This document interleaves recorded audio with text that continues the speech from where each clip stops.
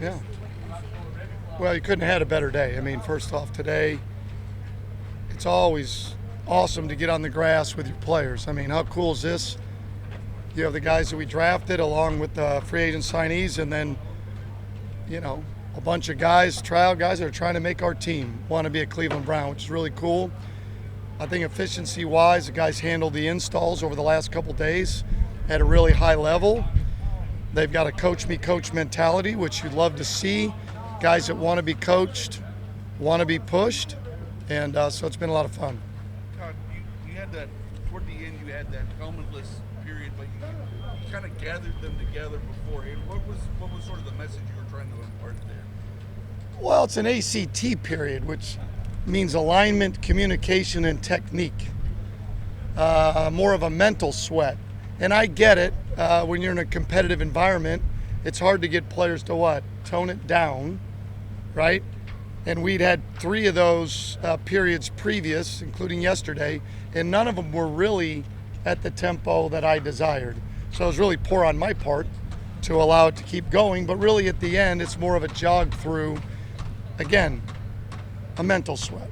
Alignment, communication, technique, more than, really trying to tax our guys. Because at the end of this, the goal at the end of the mini camp is to make it out healthy. And I wanted to make sure of that. Hey, Todd, I know we talked about your desire to have a fullback. You went and signed the veteran.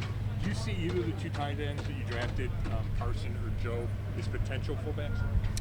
I think they're going to have to work there. And we're going to have to work some of the other guys we have on our roster, but don't know that yet. Really hard in shorts. Obviously, Mike, who'd been in the NFL for a number of years, has a great feel for how to fit certain runs, how it's going to play out. He's certainly got that, which we saw when we wanted to sign him. But when you rep a number of groups, you're going to have at least 2 other guys that have some feel for playing the position. And why do you think that position is so, I guess, important to what you're trying to do?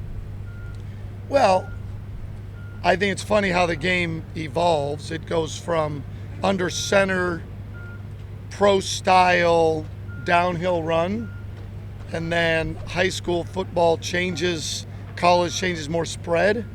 You don't see the old Mike linebackers, fullbacks, right? There's no Dick Butkus, Ray Nitschke's out there anymore playing Mike linebacker.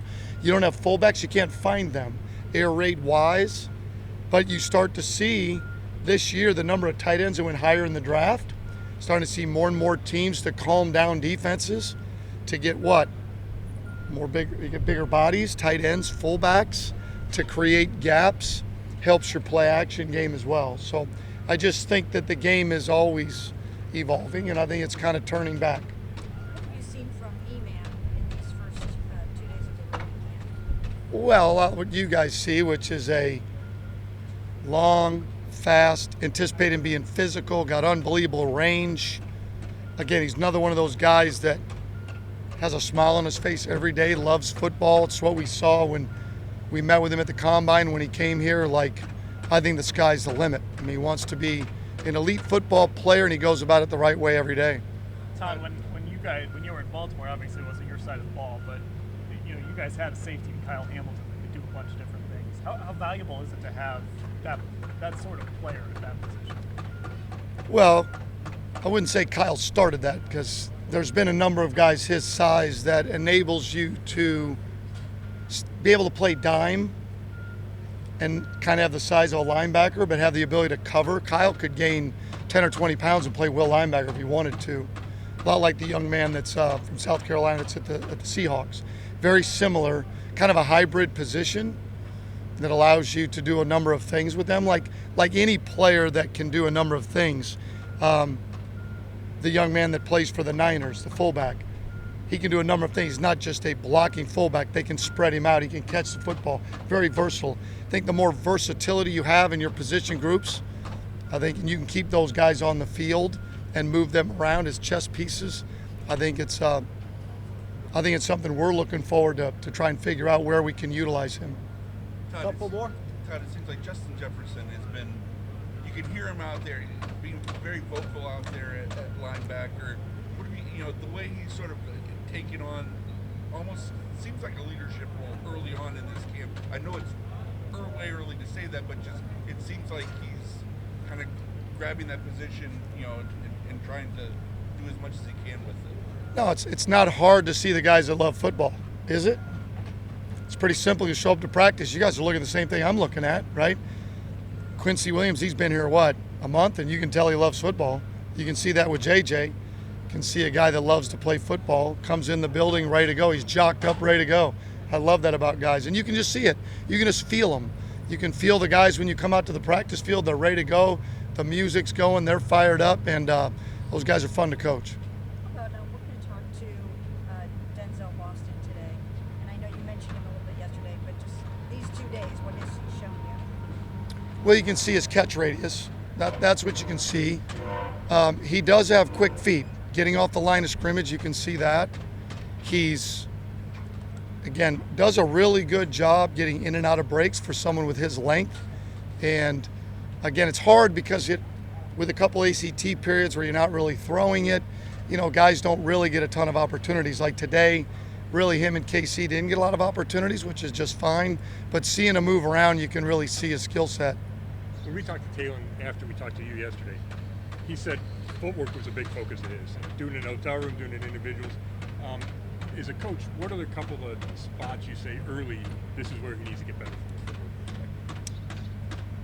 Well, first thing was, as you talked about footwork, cadence. Getting used to our cadence early on, and he was better today, but this morning and yesterday, choppy with his cadence. So just getting our guys into a rhythm at the line of scrimmage, I think that was the second thing you need to work on. He did a nice job today of working through his progressions. I did like that part of it. We're gonna have to be really diligent in trying to tighten down his release when you're talking about check downs, taken from as long of his release or long release he has to really just being able to dart it, to get it quickly out of his hands into the hands of, whether it's a running back or a tight end. But I've been super impressed with his ability to really learn, process, and take it to the field. And then getting through his progressions, really impressive. Do you recommend a particular, like when these guys go away for their 6-week break, do you have a quarterback sort of guru that you like guys to work with? Or? We've had guys that, if they've asked, but in today's day and age, it feels like everybody's got one. They've got a quarterback coach they like to go to, which is great. I think the game has improved greatly with whether it's offensive line tutors, as I would say, or wide receiver tutors or quarterback guys. I think just over the last 10 or 15 years, even when I was at Georgia, and you'd see younger players come to summer camp, and how much better they are at throwing the football and receiver route running. And that's a credit to those that work with guys when we don't have an opportunity to work with them, which stinks. I wish we got them year round, but we don't. And it's awesome that our guys want to go to those guys and improve. We saw Austin Barber at right tackle for really the duration of rookie minicamp. When you guys break out into OTAs with all the guys, do you plan on keeping them there, or will you stop moving around? Well, we'll see how that all works out. I mean, for the purpose of rookie minicamp, we're going to put him at tackle. We think long term he's a tackle, but we're certainly going to give him an opportunity. He's going to have to be a swing player. He's going to have to be able to learn tackle, and we're going to have to see what we have at guard. And everything will play itself out. Parker at center, right? Elton at center. Is how that's going to play out. And some of the other guys that we have, Kingsley and Kendrick, that are here, along with then, Titus, right? So all that'll play out. It's just, I like where we're at because we've got more pieces to work with. It gives you options, right? It's not advantageous to not have many options. So through the draft and through free agency, I think we've really addressed, right, with the 3 draft picks and 3 free agents, really addressed, a real position of need. Thank you. All right, go Cavs.